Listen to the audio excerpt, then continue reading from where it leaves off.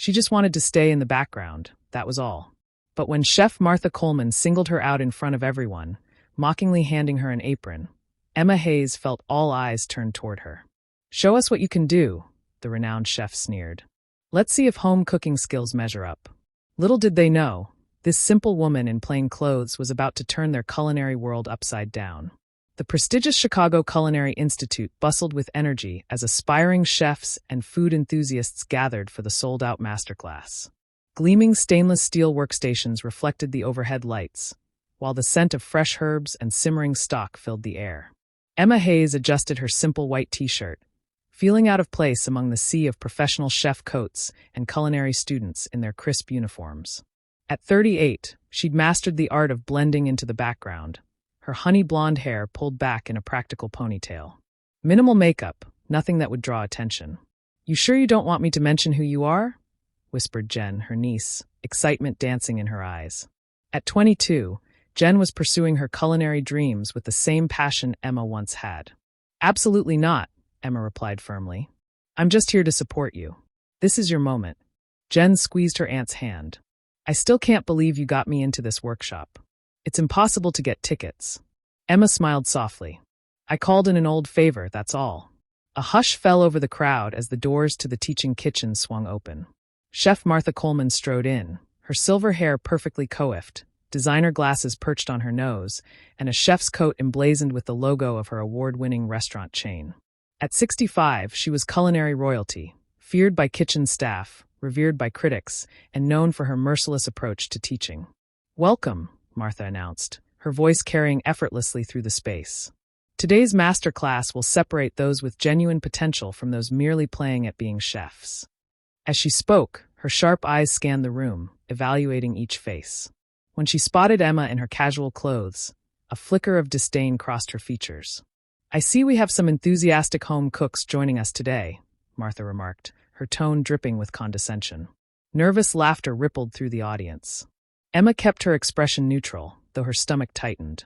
She knew that look, had seen it countless times in professional kitchens, the judgment, the immediate dismissal. "Now," Martha continued, clapping her hands together, "let's begin with the foundations of French cuisine. The mother sauces are the building blocks upon which culinary excellence is built." As Martha demonstrated the first technique, Emma whispered tips to Jen, guiding her through the subtle details the chef was glossing over. "Actually," Emma murmured, "if she lowered the heat slightly, the sauce wouldn't break so easily." Unfortunately, her whisper wasn't quite quiet enough. Martha's head snapped up, her piercing gaze locking onto Emma like a heat-seeking missile. "Do we have an expert in our midst?" Martha's voice cut through the room like a freshly sharpened knife. The crowd turned. Emma felt the weight of dozens of eyes on her. She'd been spotted. Chef Martha's heels clicked sharply against the polished floor as she approached Emma. The sound echoed through the suddenly silent room, punctuating each step with unspoken authority. "You have something to add to my demonstration?" Martha asked, one perfectly manicured eyebrow arched in challenge. Emma shook her head slightly. "No, I was just helping my niece understand the technique." Martha's smile didn't reach her eyes. "Oh, and what expertise do you bring to this assistance?" Before Emma could answer, Martha glanced down at Emma's hands. Despite years away from professional kitchens, they still bore the telltale signs: slight burns, calluses, the nearly imperceptible nick scars that were the badges of a life spent with knives and heat. "Those are cook's hands," Martha observed, her voice sharper now. "Not just a hobbyist, are you?" Emma kept her expression neutral. "I've worked in kitchens before." A ripple of murmurs spread through the audience. Martha's smile tightened as she surveyed Emma's simple white t-shirt and jeans, a stark contrast to her own impeccable appearance. "Well then," Martha's voice carried across the room, "perhaps you'd like to come up here and demonstrate for us." Emma felt her niece tense beside her. "Aunt Em, you don't have to." "I'm really just here to observe," Emma replied calmly, though her heart hammered against her ribs. Martha's laugh was brittle. "Isn't that convenient? Happy to critique, but unwilling to perform." The challenge hung in the air. Some students shifted uncomfortably, while others watched with the thinly veiled delight of witnessing potential drama. Emma recognized the trap. She'd seen Martha do this before on her cooking show, publicly humiliating amateur chefs who dared to question her methods. "I insist," Martha said, no longer smiling. She gestured to an empty workstation. "Show us what you know." A young assistant, catching Martha's signal, hurried forward with a spare apron. Emma remained seated, the weight of the moment pressing down on her. 10 years. She'd been away from this world 10 years, building a quiet life where nobody scrutinized her every move, where food was about joy rather than judgment. "Come now," Martha said, her voice honey-sweet with mock encouragement. "Surely someone confident enough to correct my technique isn't afraid of a little demonstration?" Emma felt the trap closing around her. Refuse, and she'd be labeled a coward. Accept, and she risked everything she'd built since leaving the spotlight. "It's just a simple bechamel," Martha added, the challenge unmistakable. "Surely a kitchen veteran can manage that?"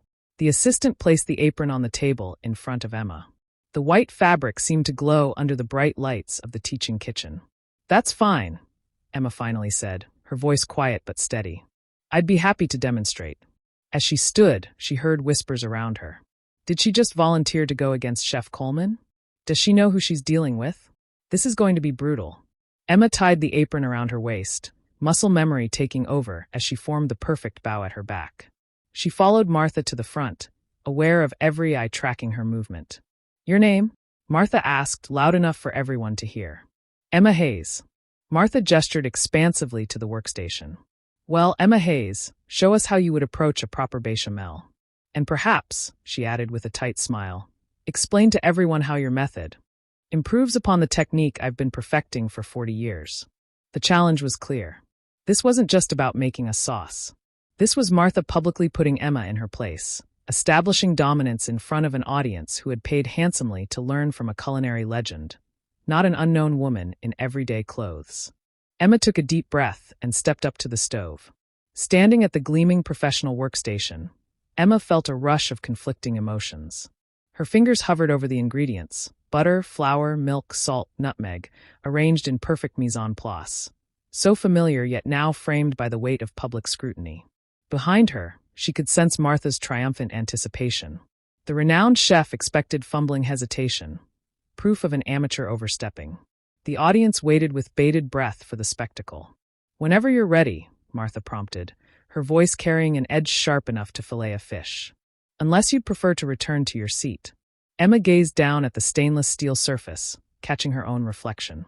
The woman staring back was no longer the confident executive chef who had once commanded kitchens across 3 continents. Yet neither was she the failure Martha was attempting to expose. A memory surfaced. The last competition she'd entered before walking away from it all. The pressure, the cameras, the judges' exacting standards.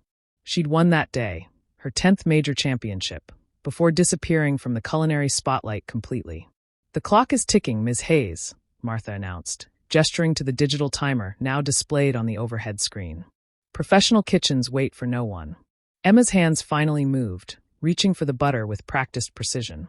As her fingers wrapped around the cold block, something awakened within her. Muscle memory, yes, but something deeper. The joy that had first drawn her to cooking before accolades and expectations complicated everything. She placed a heavy-bottom saucepan on the induction cooktop, adjusting the heat with instinctive accuracy. The butter began melting, releasing its nutty aroma into the air. "You'll want to watch the temperature," Martha commented loudly to the audience. "Too hot and the butter burns. Too cool and the roux won't develop properly." Emma didn't respond. She didn't need to. The melting butter hit exactly the right temperature. Not sizzling wildly, not sluggishly pooling. Perfect. As she added the flour, her movements became fluid, confident. The wooden spoon moved in rhythmic circles, transforming the mixture into a smooth paste that released the distinct aroma of cooked flour, without a hint of burning. From the corner of her eye, Emma noticed a slight shift in Martha's posture. The older chef had expected mistakes by now, not the precise, assured movements of a professional. Emma reached for the warm milk, and in that moment made her decision. She could follow Martha's standard recipe, producing a technically correct but uninspired sauce, or she could show what she was truly capable of. Taking a deep breath, Emma chose authenticity over anonymity. If she was going to do this, she would do it her way. "Actually," she said, her voice clear and steady as she began slowly incorporating the milk, "I prefer to infuse the dairy first."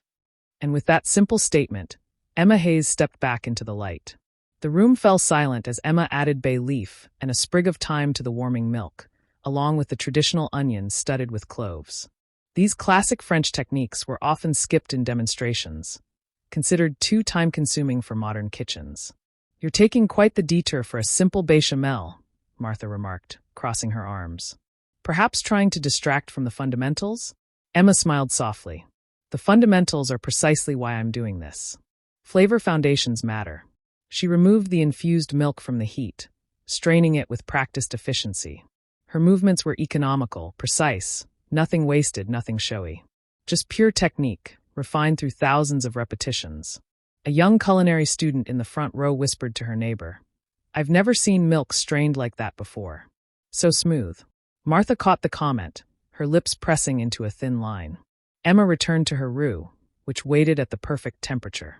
As she began incorporating the infused milk, she maintained a consistent stirring pattern that professional chefs would recognize, a technique that prevented lumps while building silky texture. "Note that I'm adding the milk gradually," Emma explained, her voice calm and instructional. "This prevents shock to the roux and ensures proper emulsification." Several students began taking notes, their attention fully captured. Martha's expression darkened. "A rather basic observation," Martha cut in. "Perhaps we should move on to something more challenging." Emma nodded, unruffled. "Of course." Martha gestured to a selection of ingredients at the neighboring station. "Since you're clearly comfortable with basics, let's see you elevate this sauce. Create something worthy of a fine dining establishment." The challenge was clear. Martha was raising the stakes, expecting Emma to falter with more complex techniques.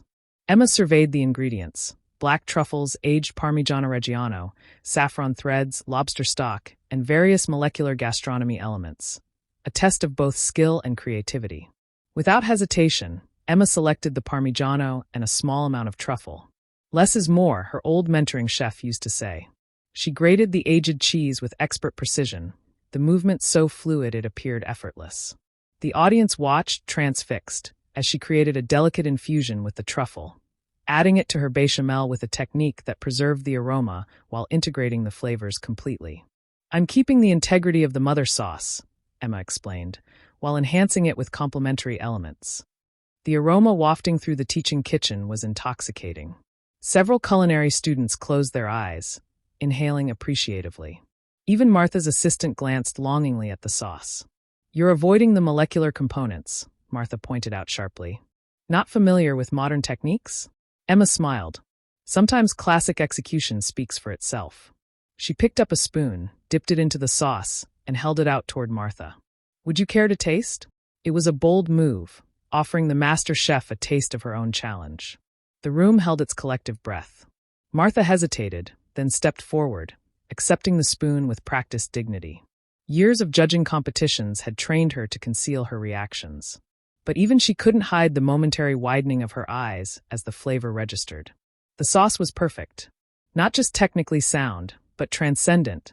The kind of preparation that reminded trained palates why they'd fallen in love with cooking in the first place. "Acceptable," Martha said stiffly, returning the spoon. But everyone had seen that moment of surprise, that flash of genuine appreciation before her professional mask slid back into place. From the third row, a middle-aged man in chef whites leaned forward, his brow furrowed in concentration as he studied Emma's technique. A flicker of recognition crossed his face. "The way she rolls her wrist when stirring," he whispered to his colleague. "I've only seen one chef do that before." "Let's raise the stakes," Martha announced, recovering her composure. "Anyone can prepare a single sauce with enough practice. True culinary excellence requires versatility." She gestured to her assistants, who wheeled in a cart loaded with mystery ingredients covered by silver domes, a standard challenge format from televised cooking competitions. "Perhaps Ms. Hayes would like to prepare something more substantial." Martha's smile was razor-thin. Something that might actually challenge her home cooking skills. The implication was clear. Martha believed Emma's sauce was a fluke, a single practiced party trick. Students shifted forward in their seats, the demonstration now transformed into unexpected entertainment. The middle-aged chef who had noticed Emma's technique pulled out his phone, discreetly typing something with rapid keystrokes. Emma maintained her composure as Martha dramatically removed the covers, revealing an assortment of ingredients. Live scallops still in their shells, exotic mushrooms, microgreens, and several components that would challenge even professional chefs. 20 minutes, Martha announced, setting the timer. Create a dish worthy of fine dining presentation. Emma surveyed the ingredients, mentally assessing combinations and techniques. Then, without fanfare, she began working. Her knife skills were immediately apparent. The precision, the speed, the consistency of each cut revealing years of professional expertise. She broke down the scallops with a technique rarely seen outside Japanese kitchens, preserving every usable element. The students watched as Emma utilized cooking methods that weren't just advanced, they were innovative. She created a scallop mousse with unexpected flavor notes, utilizing a French technique that had fallen out of fashion decades ago but was experiencing a renaissance in the world's top restaurants. Martha's triumphant expression gradually transformed into one of confusion, then concern. This woman wasn't just good, she was exceptional. "Your knife work is quite precise," Martha commented, trying to maintain control of the situation. "Where did you train?" Emma smiled slightly as she continued working. "Here and there. I've picked things up over the years." From the audience, the middle-aged chef stood suddenly, phone in hand. His voice carried across the room. "That's why I recognized you," he called out, his tone filled with dawning realization. "You're Emma Hayes." Emma's hands paused momentarily before continuing their work.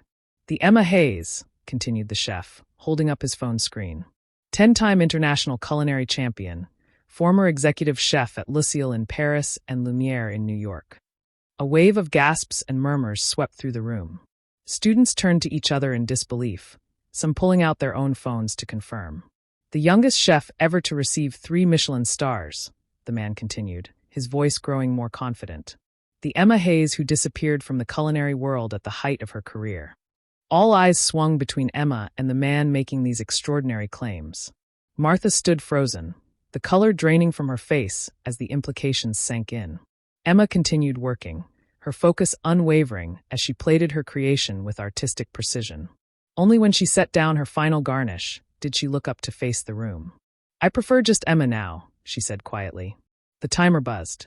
20 minutes exactly. Martha stared at the completed dish before her, a masterpiece of culinary art that would have been at home in any world-class restaurant. Then she looked at Emma, seeing her truly for the first time. "You competed against me," Martha said slowly, memories surfacing. "Copenhagen, 2013, the International Chef Challenge." Emma nodded once. "You won," Martha continued, her voice hollow. "You were wearing a hat that day. Your hair was different." "It was," Emma agreed. The middle-aged chef stepped forward, his phone displaying an old article with a photo. A younger Emma holding a trophy, surrounded by judges and competitors. Martha Coleman stood in the background, her expression tight with disappointment. "She didn't just win," the chef announced, turning to address the crowd. "She set a scoring record that hasn't been broken since." The room erupted in commotion, students whispering excitedly, several taking photos, others frantically searching Emma's name online. The revelation rippled through the audience like wildfire. "But why are you here?" Martha asked, genuine bewilderment breaking through her typically controlled demeanor. "Like this." She gestured to Emma's simple clothing, her unassuming presence. Emma glanced at Jen, who was watching with wide eyes and an expression of mingled shock and pride. "I came to support my niece," Emma said simply. "I didn't come to teach or compete. I came because someone I love wanted to learn." The honesty in her voice silenced the room once more. Even Martha seemed at a loss for words. "The culinary world has been searching for you for years," someone called from the back. Emma nodded, her expression thoughtful. "I know, but I found what I was searching for instead." The atmosphere in the teaching kitchen had transformed completely. Students who had barely noticed Emma earlier now gazed at her with undisguised awe. Some approached tentatively, phones in hand, hoping for a photo or autograph. Martha Coleman stood by the demonstration table, her rigid posture betraying the internal struggle between professional pride and genuine respect. Finally, after a moment that seemed to stretch endlessly, she extended her hand to Emma. "Your technique is impeccable," Martha admitted, each word clearly costing her significant effort. "The industry has missed your influence." Emma accepted the handshake with grace. "Thank you, Chef Coleman." One brave culinary student raised her hand. "Ms. Hayes, why did you leave? You were at the top of your game." The room grew quiet again, everyone leaning forward slightly, eager for the answer to the mystery that had puzzled the culinary world for years. Emma considered the question, her expression thoughtful. "I loved cooking," she said finally. But I lost touch with why I started cooking in the first place. The competitions, the critics, the constant pressure to innovate. I found myself creating food to impress others, rather than food that brought genuine joy. She gestured toward her completed dish, still sitting on the demonstration table. This is beautiful. Technically perfect, even. But the best meal I've made recently was a simple Sunday dinner with my family. No cameras, no critics, just food made with love for people I care about. Her words resonated through the room, touching something universal among the aspiring chefs. Even Martha seemed affected, her usual stern expression softening almost imperceptibly.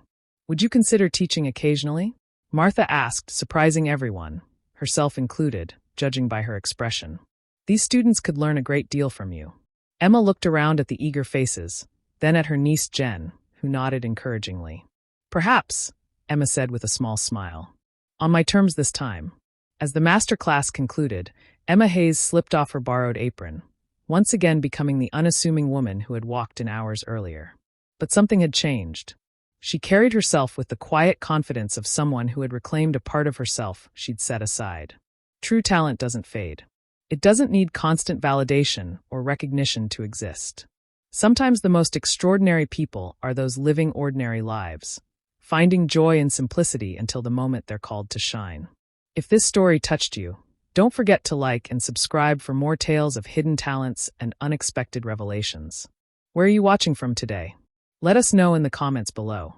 Our community spans across America, sharing stories that remind us never to judge a book by its cover. Remember, extraordinary talent may be right beside you, in the most unassuming package.